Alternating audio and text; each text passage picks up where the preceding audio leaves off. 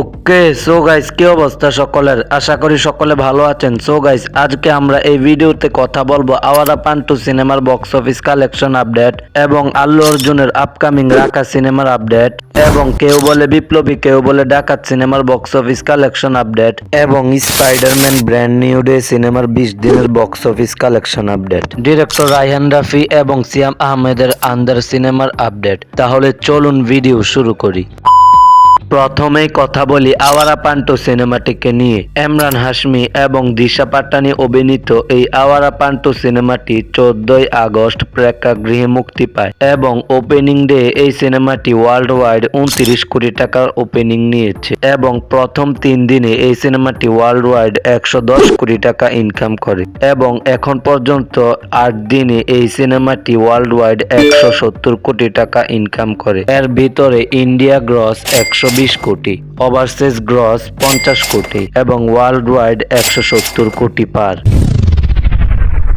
এখন কথা বলি আল্লু অর্জুনের আপকামিং রাকা সিনেমাটিকে নিয়ে। শোনা যাচ্ছে এই সিনেমাতে ভিলেন চরিত্রে থাকতে চলেছে হলিউড সুপারস্টার উইল স্মিথ। এটি সোশ্যাল মিডিয়ায় জোর আকারে গুঞ্জন চলছে, কিন্তু এখনো এই সিনেমার টিমের পক্ষ থেকে কোনো অফিসিয়াল আপডেট জানা যায়নি। কিন্তু এই সিনেমায় যদি উইল স্মিথ ভিলেন চরিত্রে অভিনয় করে তাহলে এই সিনেমার হাইপ কোন লেভেলে যাবে তা তো আপনারা জানেনই। এমনিতে এই সিনেমার হাইপ আকাশচুম্বী, কারণ এই সিনেমাটি গ্র্যান্ড স্কেলে তৈরি করা হচ্ছে।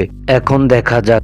এখন কথা বলি কেউ বলে বিপ্লবী কেউ বলে ডাকাত সিনেমাটিকে নিয়ে। সুপারস্টার জিৎ দা অভিনীত এই সিনেমাটি 14 আগস্ট প্রেক্ষাগৃহে মুক্তি পায় এবং এই সিনেমাটি দিয়ে সুপারস্টার জিৎ দার ধামাকাদার কামব্যাক হতে চলেছে। এখন কথা বলি কালেকশন নিয়ে। এই সিনেমাটি প্রথম দিন ওপেনিং নিয়েছে 18 লক্ষ, দ্বিতীয় দিন এ নাম্বার বেড়ে চলে যায় 41 লক্ষ, তৃতীয় দিন এ নাম্বার একটু কমে 34 লক্ষ এবং চতুর্থ দিন 11 লক্ষ, পঞ্চম দিন 12 লক্ষ এবং এই সিনেমাটি 5 দিনে টোটাল কালেকশন করেছে 1 কোটি 20 লক্ষ টাকা। এখন কথা বলি আন্দার সিনেমাটিকে নিয়ে। ডিরেক্টর রায়হান রাফি এবং সিয়াম আহমেদের আপকামিং এই আন্দার সিনেমার একটি পোস্টার ড্রপ করা হয়েছে। এই পোস্টারটি দেখতে টিপিক্যাল হরর সিনেমার পোস্টারের মতো লাগেনি। এই পোস্টারটি দেখে আমার একবার মনে হয় এটি কোনো সাইফাই সিনেমা, আবার মনে হয় এটি কোনো সুপার হিরো সিনেমা। মানে ভাই, এই পোস্টারটিকে এমন স্মার্টলেস ভাবে ডিজাইন করা হয়েছে যে এই পোস্টারটি দেখে আমার কাছে অসাধারণ লেগেছে।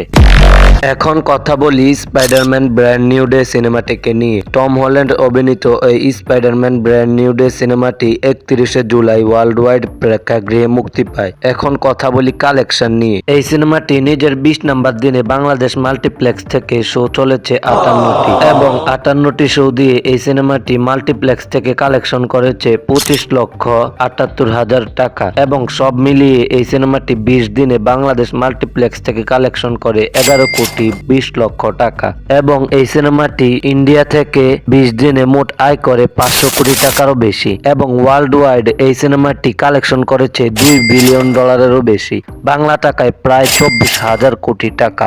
এখন দেখা যাক।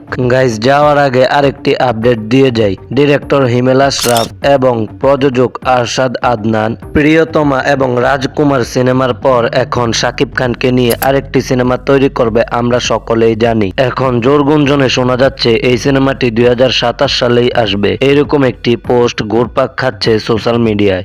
এখন দেখা যাক কি হয়।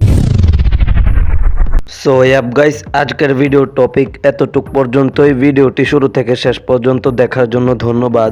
আর এরকম ধামাকাদার সিনেমা আপডেট পেতে আমাদের চ্যানেলটি সাবস্ক্রাইব করতে পারেন। আর সাবস্ক্রাইব না করলে পাশা ভাই আপনি বলেন।